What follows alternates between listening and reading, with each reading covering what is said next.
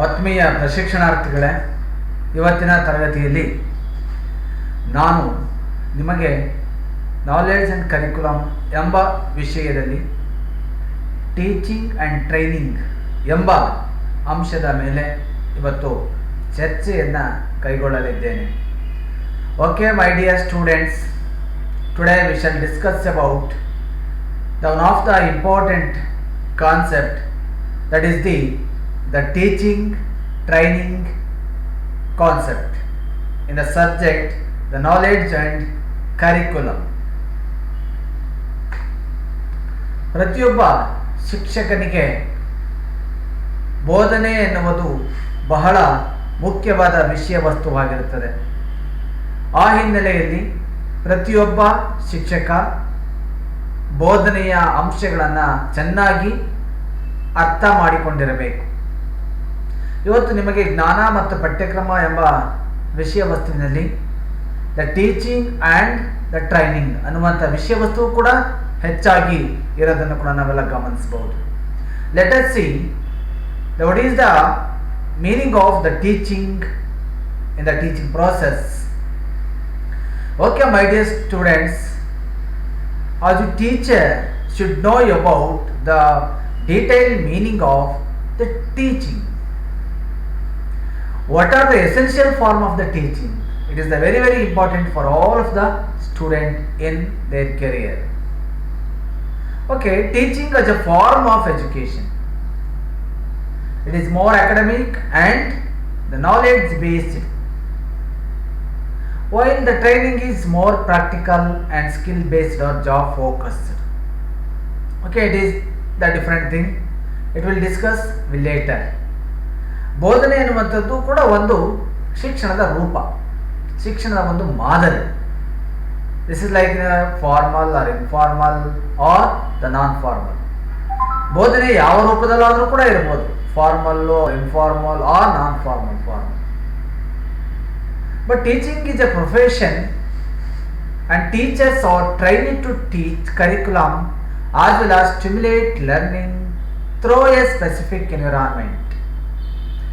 ಆದರೆ ಇವತ್ತಿನ ದಿನಗಳಲ್ಲಿ ಬೋಧನೆಯೊಂದು ವೃತ್ತಿ, ಮೊದಲಿಂದನೂ ಕೂಡ ಇದೆ. Teaching is a profession, teaching is a noblest profession ಅನ್ನೋದು ಕೂಡ ಮೊದಲಿಂದನೂ ಕೂಡ ಇದೆ. ಹಾಗಾಗಿ ಇಲ್ಲಿ ಶಿಕ್ಷಕರು ಆ ವೃತ್ತಿಗೆ ಅನುಗುಣವಾಗಿಯೇ ತರಬೇತಿಯನ್ನು ಪಡೆದುಕೊಂಡಿರಬೇಕು. They always ready to stimulate the learning environment through a specific teaching. ಯಾವತ್ತೂ ಕೂಡ ಅವರು ಬೋಧನೆಯ ಮುಖಾಂತರ ಒಂದು ಪ್ರಚೋದನಾತ್ಮಕ ಕಲಿಕಾ ವಾತಾವರಣವನ್ನು ಸೃಷ್ಟಿ ಮಾಡಬೇಕಾಗುತ್ತೆ. This is about the concept of the meaning. Okay, then what are the some functions of teaching? Before going to that, you have to know about what are the essential requirements of the teaching. The essential requirements of the teaching are the preparation, planning, execution and evaluation. These are the important four major concepts or the components of the teaching. Planning is very important. What to teach, how to teach, when to teach and where to teach and how to teach. This is basically planned by the teacher. ಯೋಜನೆ ಮಾಡೋದು ಬಹಳ ಮುಖ್ಯವಾದ ಕೆಲಸ ಆಗುತ್ತೆ. ತರಗತಿಗೆ ಹೋಗೋದಕ್ಕಿಂತ ಮುಂಚೆ the planning is very systematic process. ಬೋಧನೆ ಅನ್ನ ಯೋಜಿಸೋದು, ಏನನ್ನ ಬೋಧಿಸಬೇಕು ನಾನಿವತ್ತು ತರಗತಿಯಲ್ಲಿ, ಹೇಗೆ ಬೋಧಿಸಬೇಕು, ಮತ್ತು ಯಾರಿಗೆ ಬೋಧಿಸಬೇಕು, ಮತ್ತು ಯಾವ ಕಾರಣಕ್ಕಾಗಿ ಬೋಧಿಸಬೇಕು ಅನ್ನುವಂಥ ವಿಚಾರಗಳನ್ನು ಮೊದಲು ಶಿಕ್ಷಕ ಅರ್ಥ ಮಾಡ್ಕೊಳ್ಬೇಕು. This is about the planning. The second one is preparation.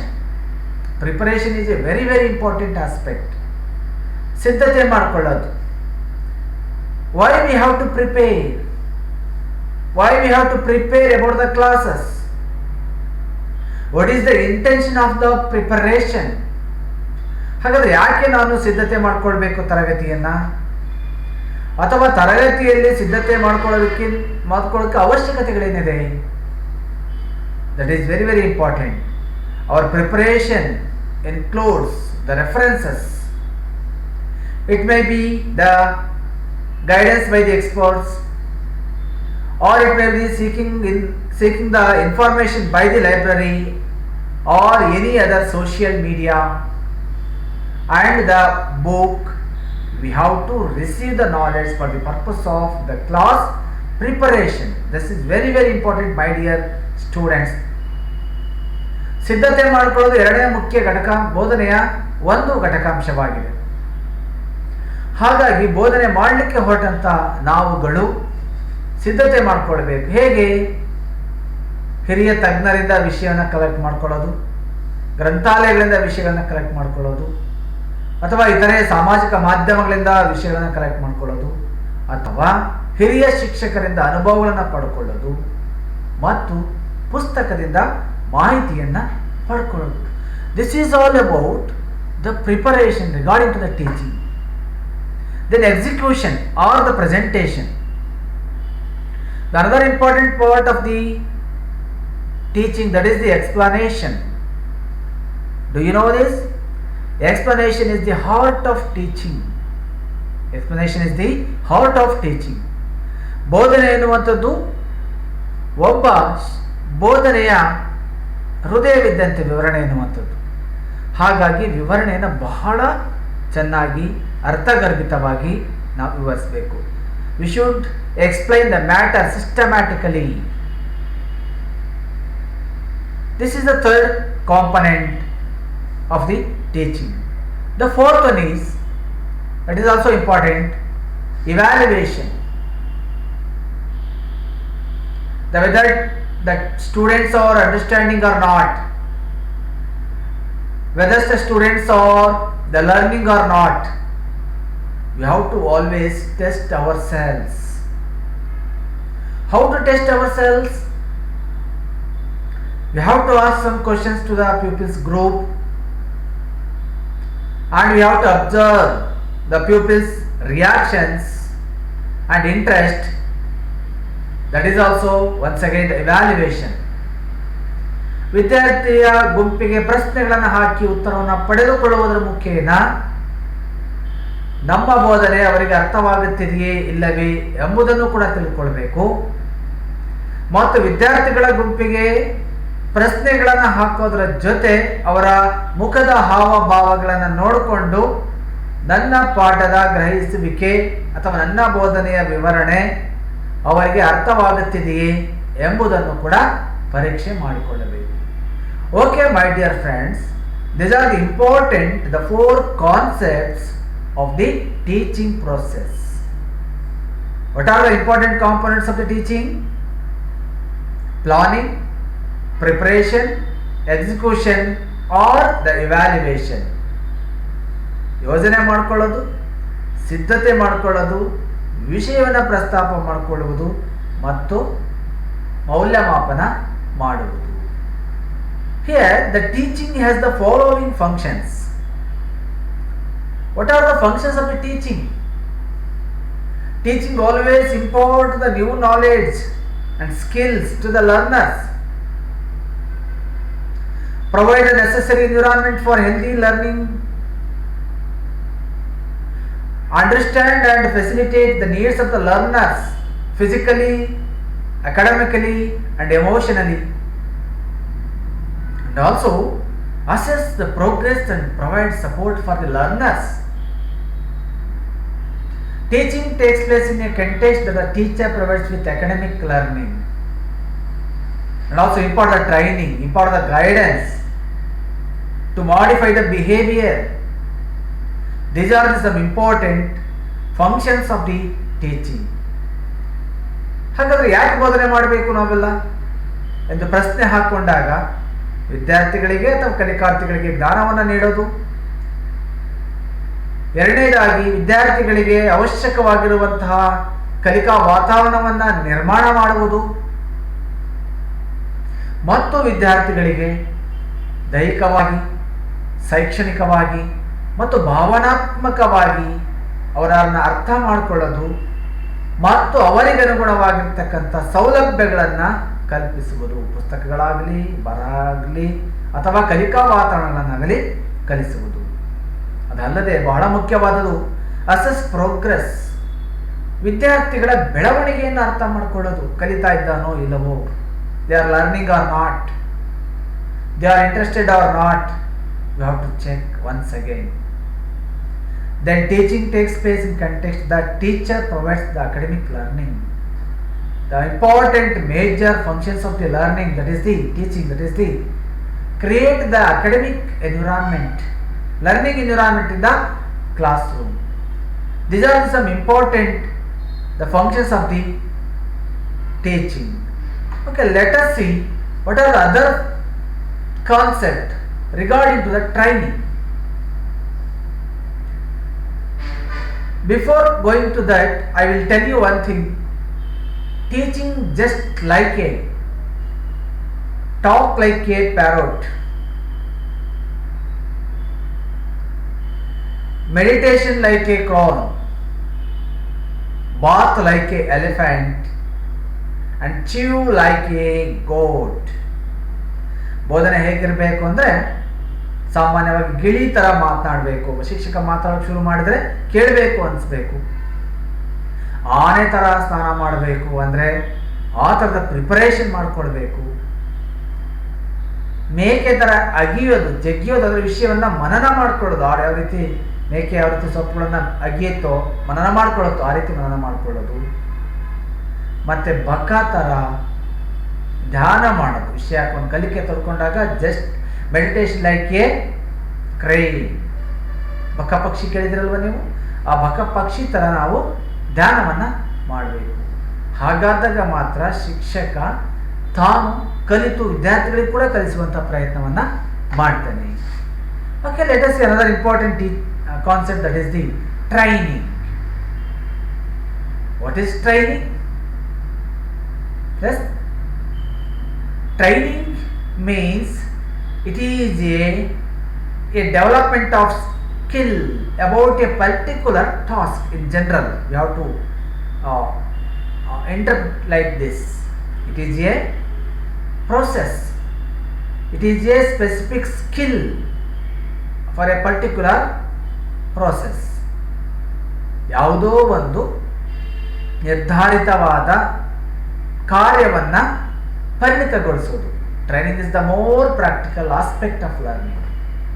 Training is the more practical aspect of the learning. ಕಲಿಕೆ, ತರಬೇತಿ ಎನ್ನುವುದು ಕಲಿಕೆಯ ಒಂದು ಪ್ರಾಯೋಗಿಕವಾಗಿರುವಂಥ ಒಂದು ಅಂಶ. ಲರ್ನಿಂಗ್ ಎ ನ್ಯೂ ಸ್ಕಿಲ್, ಒಂದು ಹೊಸದೇನೋ ಕಲಿತಾ ಇದ್ದೇನೆ, that is called as training. ಹೊಸದನ್ನು ಕಲಿತೆ ನಾನು, ಅದು ತರಬೇತಿ. Learning is A new skill or improving and one's knowledge within a job environment. ತಾನು ಮಾಡ್ತಕ್ಕಂಥ ಕೆಲಸದಲ್ಲಿ ಒಂದು ಹೊಸ ವಾತಾವರಣವನ್ನು ಸೃಷ್ಟಿ ಮಾಡುವಂಥ ಒಂದು ಅಂಶವನ್ನು ನಾವು ತರಬೇತಿ ಎಂದು ಕರೆಯುತ್ತೇವೆ. Training often refer to as on the job. ಸಾಮಾನ್ಯವಾಗಿ ಟ್ರೈನಿಂಗ್ ಅಂದರೆ ತರಬೇತಿ ಅಂದರೆ ಯಾವುದೋ ಕೆಲಸಕ್ಕೆ ಹೋಗ್ತಾ ಇದ್ದಾರೆ, ತರಬೇತಿ ಅಂತ ಹೇಳಿ ಇದನ್ನು ಕರೆಯುತ್ತೇವೆ. It's the opportunity that A company has to improve their employees. ಸಾಮಾನ್ಯವಾಗಿ ಇವೆಲ್ಲ ವಿಧಗಳನ್ನು ನೋಡಿದಾಗ ಒಬ್ಬ ಉದ್ಯೋಗಾರ್ಥಿಯನ್ನ, ಅಭ್ಯರ್ಥಿಯನ್ನ ಪರಿಣಿತರನ್ನಾಗಿ ಮಾಡುವಂತಹ ಪ್ರಕ್ರಿಯೆ ಎಂದು ನಾವು ಇದನ್ನು ಕರೆಯುತ್ತೇವೆ. ಆ ದೃಷ್ಟಿಯಲ್ಲೂ ಕೂಡ ಇದನ್ನು ಕರೆಯಬಹುದು. And also the training is also the intense aspect of self improvement with in the sporting are the competitive world of individual. ಸಾಮಾನ್ಯವಾಗಿ ಇವತ್ತಿನ ಸ್ಪರ್ಧಾತ್ಮಕ ಯುಗದಲ್ಲಿ, ಜಗತ್ತಿನಲ್ಲಿ ನಾನು ಆ ಸ್ಪರ್ಧೆಯನ್ನು ಎದುರಿಸಬೇಕಾದ್ರೆ ಸ್ವಂತ ಅಭಿವೃದ್ಧಿ ಬಹಳ ಮುಖ್ಯವಾಗುತ್ತೆ. ಹಾಗಾಗಿ it is intention of aspect of the self improvement. ಒಬ್ಬ ವ್ಯಕ್ತಿಯ ಸ್ವಯಂ ಅಭಿವೃದ್ಧಿಗಾಗಿ ಕೈಗೊಳ್ಳುವಂತಹ ಎಲ್ಲ ಅಂಶಗಳನ್ನು ನಾವು ತರಬೇತಿ ಎಂದು ಕೂಡ ವ್ಯಾಖ್ಯಾನಿಸಬಹುದು. Training and trainers focus on the specific skills. ಯಾವುದೇ ಒಬ್ಬ ತರಬೇತಿ ಆಗಲಿ ಅಥವಾ ತರಬೇತಿದಾರರಾಗಲಿ ಯಾವುದೋ ಒಂದು ಸ್ಪೆಸಿಫಿಕ್ ಸ್ಕಿಲ್ಲನ್ನು ರೂಢಿ ಮಾಡೋದ್ರಲ್ಲಿ ಅವರ ಗಮನ ಕೇಂದ್ರೀಕೃತವಾಗಿರುತ್ತೆ. For example, our college, our B.Ed college, always focus on the specific teaching skills or to prepare a best teacher. ನಮ್ಮ ಶಾಲೆ ಅಥವಾ ನಮ್ಮ ಕಾಲೇಜಿನ ಮುಖ್ಯ ಉದ್ದೇಶವೇನಪ್ಪ ಅಂದರೆ, ಅಥವಾ ಅದು ತರಬೇತಿ ಕಾಲೇಜ್ ಆಗಿರೋದ್ರಿಂದ ಒಬ್ಬ ಉತ್ತಮ ಶಿಕ್ಷಕನನ್ನ ಅಥವಾ ಉತ್ತಮ ತರಬೇತಿಯನ್ನ ನೀಡುವಂಥದ್ದಾಗಿದೆ. Organizations or industries will insist their employees undergo training in their particular style of management. ಅವರಿಗೆ ಬೇಕಾಗಿರುವಂಥ ರೀತಿಯಲ್ಲಿ ಯಾವುದೇ ಒಂದು ಇಂಡಸ್ಟ್ರಿ ಆಗಲಿ, ಯಾವುದೇ ಒಂದು ಸಂಘಟನೆಗಳಾಗಲಿ ತರಬೇತಿಯನ್ನು ಅವರ ಉದ್ಯೋಗಿಗಳಿಗೆ ನೀಡುವಂಥ ಪ್ರಯತ್ನವನ್ನು ಕೂಡ ಮಾಡ್ತಾರೆ. ಇದೆಲ್ಲವನ್ನು ಕೂಡ ನಾವು ಸಾಮಾನ್ಯವಾಗಿ ತರಬೇತಿ ಎಂದು ಕರೆಯುತ್ತೇವೆ. ಆ ದೃಷ್ಟಿಯಲ್ಲೂ ಕೂಡ ನಾವು ಆ ಪ್ರಯತ್ನವನ್ನು ಮಾಡ್ಬೋದು. ಅದರ ಜೊತೆಗೆ ಸಾಮಾನ್ಯವಾಗಿ ಬೇರೆ ಬೇರೆ ಅಂಶವನ್ನು ಇಟ್ಕೊಂಡು ಕೂಡ ಆ ಪ್ರಯತ್ನವನ್ನು ಕೂಡ ಇಲ್ಲಿ ಮಾಡಬಹುದು. Then what are the functions of the training, or what are the uses of the training? For example, ಸಾಮಾನ್ಯವಾಗಿ ಹಾಗಾದ್ರೆ ತರಬೇತಿ ಯಾವುದಕ್ಕಾಗಿ ತರಬೇತಿ ಬಳಸಬೇಕು ಅಥವಾ ತರಬೇತಿ ಪಡೆಯೋದ್ರಿಂದ ಏನೇನು ಅನುಕೂಲ ಆಗುತ್ತೆ? And job skills based development, ಸಾಮಾನ್ಯವಾಗಿ ವೃತ್ತಿ ಆಧಾರಿತ ಕೌಶಲ್ಯಗಳು ವಿದ್ಯಾರ್ಥಿಗಳಲ್ಲಿ ಬೆಳೆಯುತ್ತೆ. ನೀವು ಟೀಚರ್ ಟ್ರೈನಿಂಗ್ ತಗೊಳ್ಳೋದ್ರಿಂದ ಟೀಚಿಂಗ್ ಬೇಸ್ಡ್ ಸ್ಕಿಲ್ ಬೆಳೆಯುತ್ತೆ ನಿಮ್ಮಲ್ಲಿ. ಹಾಗಾಗಿ ನೀವು ಟೀಚರ್ ಟ್ರೈನಿಂಗಿಗೆ ಬಂದಿದ್ದೀರಿ. Quality training that suits the needs of the company or school or organisation. ಒಂದು ಸಂಘಟನೆ ಆಗಲಿ, ಒಂದು ಶಾಲೆ ಆಗಲಿ, ಒಂದು ಕಾಲೇಜ್ ಆಗಲಿ, ಆ ಕಾಲೇಜಿನ ಅವಶ್ಯಕತೆಗಳನ್ನು ಈಡೇರಿಸಿಕೊಳ್ಳೋದಕ್ಕೆ ನಾವು ತರಬೇತಿಯನ್ನು ಕೂಡ ಕೊಡಲಿಕ್ಕೆ ಸಾಧ್ಯತೆ ಆಗುತ್ತೆ. An opportunity to accelerate development and improve individual performance. ಒಬ್ಬ ವ್ಯಕ್ತಿಯನ್ನ ತನ್ನ ಸಾಮರ್ಥ್ಯಕ್ಕನುಗುಣವಾಗಿ ಬೆಳೆದುಕೊಳ್ಳಲು ಸಹಾಯವನ್ನು ನೀಡೋದು. ಇಂಡಿವಿಜುವಲ್ ಪರ್ಫಾರ್ಮೆನ್ಸ್, ವೈಯಕ್ತಿಕ ಕಾರ್ಯನಿರ್ವಹಣೆ ಮಾಡಲಿಕ್ಕೆ ಇಲ್ಲಿ ಸಾಧ್ಯತೆ ಆಗುತ್ತೆ. For example, singing, dancing, embroidery making, cooking or carpentry, whatever it may be. ಯಾವುದೋ ಒಂದು ಕರಕುಶಲ ಕೆಲಸದಲ್ಲಿ ವಿದ್ಯಾರ್ಥಿಯನ್ನು ಸಿದ್ಧತೆಗೊಳಿಸುವಂಥ ಪ್ರಯತ್ನ, ಅದಕ್ಕಾಗಿ ತರಬೇತಿಯನ್ನು ಕೊಡುತ್ತಾರೆ. ಆ ದೃಷ್ಟಿಯಲ್ಲೂ ಕೂಡ ನಾವು ಇವತ್ತು ಈ ಪ್ರಯತ್ನವನ್ನು ಮಾಡಬಹುದು. A chance to equip the academically sound employee or trainee with the practical tools for the job. ಸಾಮಾನ್ಯವಾಗಿ ಒಬ್ಬ ವಿದ್ಯಾರ್ಥಿಯನ್ನ ಅಥವಾ ಒಬ್ಬ ವ್ಯಕ್ತಿಯನ್ನ ಒಬ್ಬ ಸದೃಢ ಉದ್ಯೋಗಿಯನ್ನಾಗಿ, ತರಬೇತಿದಾರರನ್ನಾಗಿ ಮಾಡಬೇಕಾದ್ರೆ ಯಾವುದೇ ಸಂಸ್ಥೆ, ಯಾವುದೇ ಶಾಲೆ, ಯಾವುದೇ ಕಾಲೇಜ್ಗಳಾಗಲಿ ತರಬೇತಿ ಅತಿ ಅವಶ್ಯಕ. Okay friends, these are some important functions of the training. ಟ್ರೈನಿಂಗಲ್ಲಿ ನಾವು ಸ್ಕಿಲ್ಲನ್ನು ಡೆವಲಪ್ ಮಾಡ್ಕೊಳ್ತೀವಿ. ಹಾಗಾದರೆ what are the types of the teaching and also training? ಹಾಗಾದರೆ ತರಬೇತಿಯಲ್ಲಿ ಅಥವಾ ಬೋಧನೆಯಲ್ಲಿ ಬೇರೆ ಬೇರೆ ವಿಧಗಳಿದಾವ? Yes, there are several types of the teaching and training. First, let us see what are the important types of the teaching. ಸಾಮಾನ್ಯವಾಗಿ ಬೋಧನೆಯಲ್ಲಿ ಕೆಲವೊಂದು ಅಂಶಗಳನ್ನು ಕೂಡ ನಾವು ನೋಡ್ತೇವೆ ಸಾಕಷ್ಟು ವಿಧದಲ್ಲಿ. The traditional way method of teaching and the modern methods of the teaching. It is also called as the formal teaching, informal teaching and also the non-formal teaching. ಸಾಮಾನ್ಯವಾಗಿ ಔಪಚಾರಿಕವಾಗಿಯೂ ಕೂಡ ಬೋಧನೆ ಮಾಡ್ತೇವೆ, ಅನೌಪಚಾರಿಕವಾಗಿಯೂ ಕೂಡ ಬೋಧನೆಯನ್ನು ಮಾಡುತ್ತೇವೆ, ಹಾಗೂ ಅರೆ ಔಪಚಾರಿಕವಾಗಿಯೂ ಕೂಡ ಬೋಧನೆಯನ್ನು ಮಾಡುತ್ತೇವೆ. These are the other categories of the teaching. These are the other categories of the teaching. Okay, let us see what are the important types of the training. Physical training, online training, offline training, industrial based training. Okay, here you have to consider only the physical or sports or online or the offline job oriented training. ಸಾಮಾನ್ಯವಾಗಿ ತರಬೇತಿಯಲ್ಲಿ ಬೇರೆ ಬೇರೆ ವಿಧಗಳಿದ್ದಾವೆ. ಇವತ್ತು ಹೆಚ್ಚಾಗಿ ನೋಡ್ತಾ ಇದ್ರೆ online training is going on. ಸಾಮಾನ್ಯವಾಗಿ ಅಂತರ್ಜಾಲ ಕಲಿಕೆ ಅಂತ ಹೇಳ್ತೀವಿ, ಅಥವಾ ಆನ್ಲೈನ್ ಕಲಿಕೆ ಅಂತ ಹೇಳ್ತೀವಿ, ಅಥವಾ ದೂರ ಶಿಕ್ಷಣದ ಕಲಿಕೆ ಅನ್ನುವಂಥ ವಿಧಗಳನ್ನು ಕೂಡ ನಾವು ಮಾತಾಡ್ತಾ ಇರ್ತೀವಿ. ಆ ದೃಷ್ಟಿಯಲ್ಲಿ ಕೂಡ ಇವತ್ತು ತರಬೇತಿ ಅನ್ನುವಂಥದ್ದು ನಡೀತಾ ಇದೆ. ಹಾಗಾಗಿ ಇವಿಷ್ಟು ವಿಧಗಳು ತರಬೇತಿಗೆ ಸಂಬಂಧಪಟ್ಟಂತ ಅಂಶಗಳು. Okay, let us see what are the difference between teaching and training. Do you know? Is there any difference between teaching and training? ನಿಮಗೆ ತಿಳಿದಿದೆಯಾ? ಬೋಧನೆಗೆ ಮತ್ತು ತರಬೇತಿಗೆ ಏನಾದರೂ ವ್ಯತ್ಯಾಸಗಳಿದೆಯಾ? Yes, there is a difference between the teaching and training. ಹೌದು, ಖಂಡಿತವಾಗಿಯೂ ಕೂಡ ನಾವು ಕೆಲವೊಂದು ತರ ವ್ಯತ್ಯಾಸಗಳನ್ನು ಪತ್ತೆ ಹಚ್ಚಬಹುದು. ಬೋಧನೆ ಮತ್ತು ತರಬೇತಿಗಿರುವಂಥ ವ್ಯತ್ಯಾಸಗಳನ್ನು ಕೂಡ ನಾವು ಪತ್ತೆ ಹಚ್ಚಲಿಕ್ಕೆ ಸಾಧ್ಯತೆ ಆಗುತ್ತೆ. ಆ ದೃಷ್ಟಿಯಲ್ಲಿ ಕೂಡ ನಾವು ಬೋಧನೆಯನ್ನು ಕೈಗೊಳ್ಳಲಿಕ್ಕೂ ಕೂಡ ಸಾಧ್ಯತೆ ಇದೆ. Let us see what are the main important difference between the teaching and training. Let us see what is the important function of the teaching. Teaching is the imparting of knowledge and concept. ಬೋಧನೆ ಕೆಲಸ ಏನು?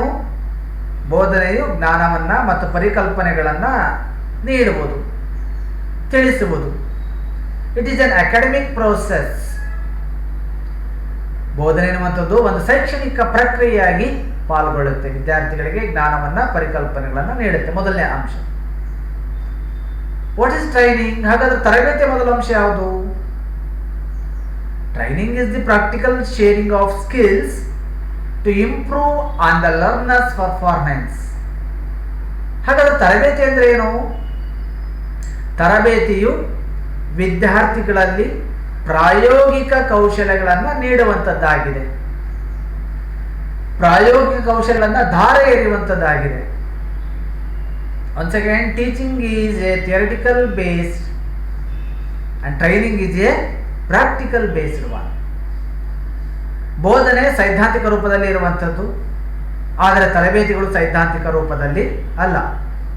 ತರಬೇತಿಗಳು ಪ್ರಾಯೋಗಿಕ ರೂಪದಲ್ಲಿ ಇರುತ್ತೆ. Teaching generally takes place in a classroom, only classroom, in the classroom. ಬೋಧನೆಯು ತರಗತಿಯಲ್ಲಿ ಸಾಮಾನ್ಯವಾಗಿ ತರಗತಿ ವಾತಾವರಣದಲ್ಲಿ ನೀಡಲ್ಪಡುತ್ತೆ. ಸಾಮಾನ್ಯವಾಗಿ ಅದನ್ನು ಬೋಧನೆ ಅಂತೇಳಿ ಕರೀತಾರೆ. ಎಲ್ಲಿ ಬೇಕಲ್ಲ ಹೇಳಲಿಕ್ಕೆ ಹೋದ್ರೆ ಅದು ಬೋಧನೆ ಅಂತೇಳಿ ಕರೆಸ್ಕೊಳ್ಳೋದು. ಅದಕ್ಕೊಂದು ವಾತಾವರಣ ಉಂಟು, ತರಗತಿ ಉಂಟು, ಒಂದು ಸಭಾಂಗಣ ಉಂಟು, ಒಂದು ಸಭೆ ಉಂಟು. ಅವೆಲ್ಲವೂ ಕೂಡ ಬೋಧನೆಗಳೇ. ಯಾರೋ ಧರ್ಮ ಗುರುಗಳು ಧರ್ಮವನ್ನು ಉಪದೇಶ ಮಾಡ್ತಾ ಇದ್ದಾರೆ ಅಂದರೆ that is also a teaching. ಯಾವುದೋ ಒಂದು ಸಭೆ ನಡೀತಾ ಇದೆ, ಇನ್ಸ್ಟ್ರಕ್ಷನ್ ಕೊಡ್ತಾ ಇದ್ದಾರೆ, that is also a teaching. It is in the form of instruction. Training is generally takes place in the work environment. It generally takes place in the work environment or specific field. ಒಂದು ನಿರ್ದಿಷ್ಟವಾದ ಸ್ಥಳದಲ್ಲಿ ಮಾತ್ರ ತರಬೇತಿ ನಡೆಯುತ್ತೆ, ಅಥವಾ ಆ ಥರದ ಪರಿಸರದ ವಾತಾವರಣದಲ್ಲಿ ಮಾತ್ರ ತರಬೇತಿ ನಡೆಯುತ್ತೆ. ಯಾವ ಸಮಯದಲ್ಲಿ ತರಬೇತಿನ ಕೊಡಬೇಕು ಅಲ್ಲಿ ತರಬೇತಿಯನ್ನು ನೀಡಲಾಗುತ್ತೆ. That is takes place a specific field. For example, ಸ್ಪೋರ್ಟ್ಸಿಗೆ ನಾವು ತರಬೇತಿ ಕೋಣೆಯೊಳಗಡೆ ತರಬೇತಿ ಕೊಡೋಕ್ಕಾಗಲ್ಲ. ಸ್ಪೋರ್ಟ್ಸ್ ಅಂದರೆ ನಾವು ಸ್ಪೋರ್ಟ್ಸ್ ಫೀಲ್ಡಿಗೆ ಹೋಗಬೇಕು, ಪ್ಲೇ ಗ್ರೌಂಡಿಗೆ ಹೋಗಬೇಕು, ಅಲ್ಲೇ ತರಬೇತಿ ಕೊಡಲಾಗುತ್ತೆ.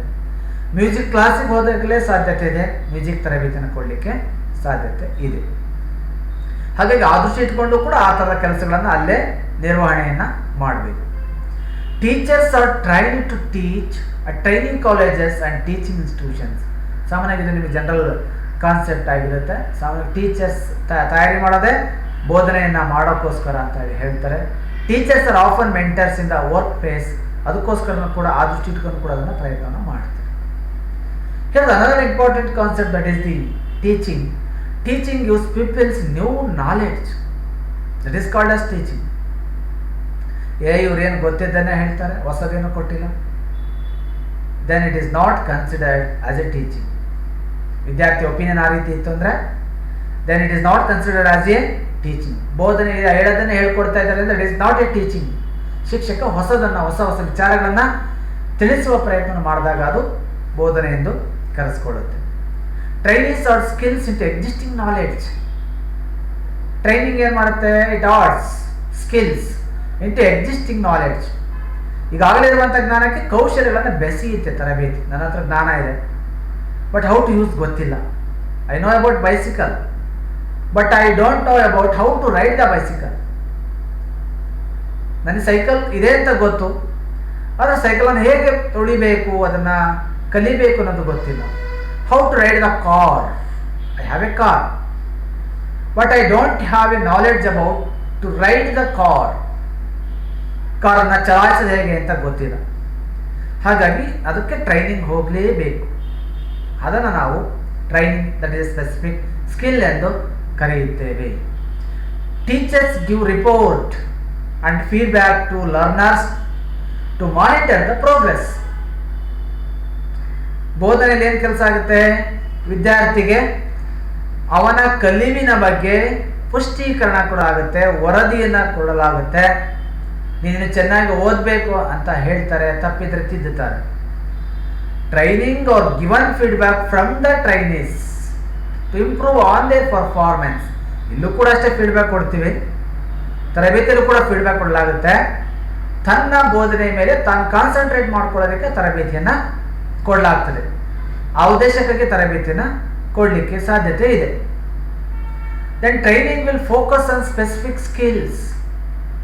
ಸಾಮಾನ್ಯವಾಗಿ ಯಾವುದೇ ರೀತಿಯ ಒಂದು ನಿರ್ದಿಷ್ಟ ಕೌಶಲದ ಕಡೆಗೆ ಮಾತ್ರ ತರಬೇತಿಯನ್ನು ನೀಡಲಾಗುತ್ತೆ. ಸ್ಪೆಸಿಫಿಕ್ ಸ್ಕಿಲ್ಸ್, ನಿರ್ದಿಷ್ಟ ಕೌಶಲಗಳು. ಉದಾಹರಣೆ example, military training, they only concentrate on the firing or use of gun or discipline or time management.